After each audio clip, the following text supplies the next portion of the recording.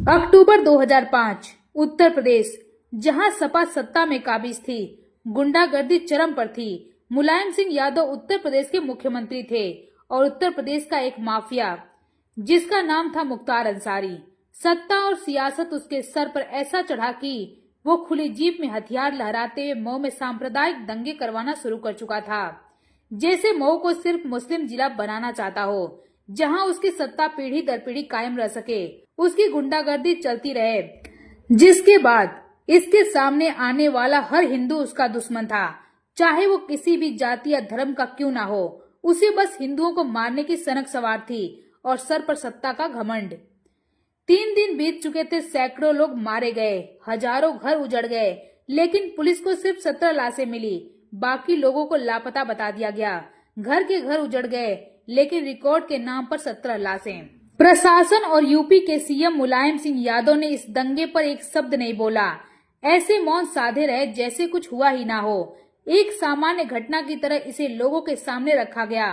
अपने ही देश में इतना बड़ा नरसंहार और नेता के मुंह से एक शब्द नहीं निकला। वहीं मऊ से 64 किलोमीटर दूरी पे गोरखपुर में बैठे योगी आदित्यनाथ को ये दंगा बर्दाश्त नहीं हुआ और वह बीजेपी के सभी बड़े नेताओं से सीधे बोल दिए, अगर बीजेपी के सारे कार्यकर्ता मेरे साथ मऊ नहीं गए तो शायद इसका परिणाम आने वाले समय में बहुत बुरा होगा।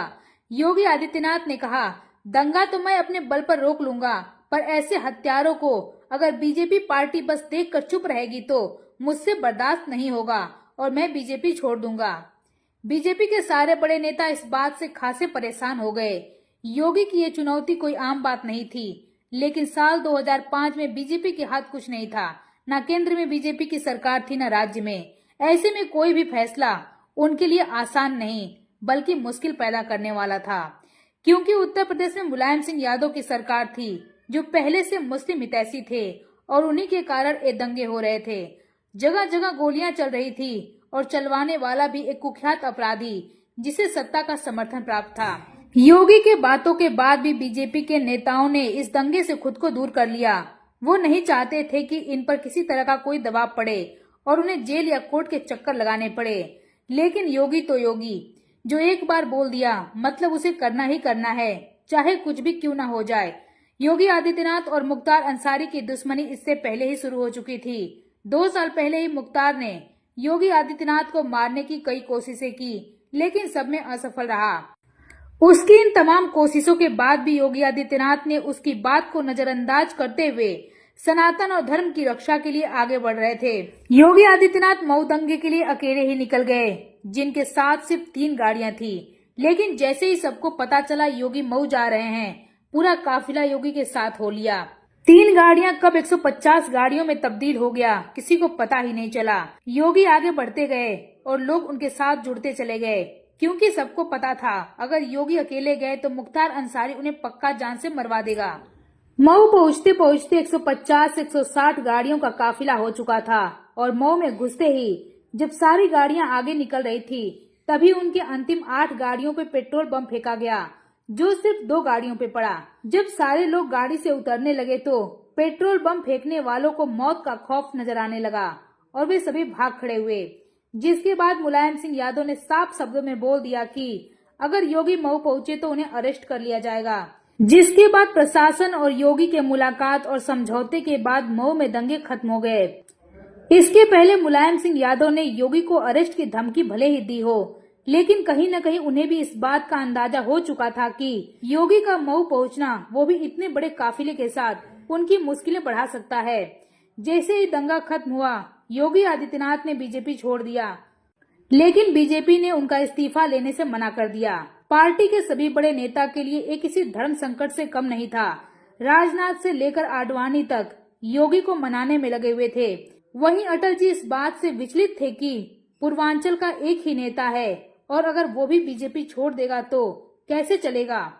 जिसके बाद आडवाणी गोरखपुर पहुंचे और लगभग 2 दिन की लगातार कोशिशों के बाद योगी को मनाने में सफलता मिली।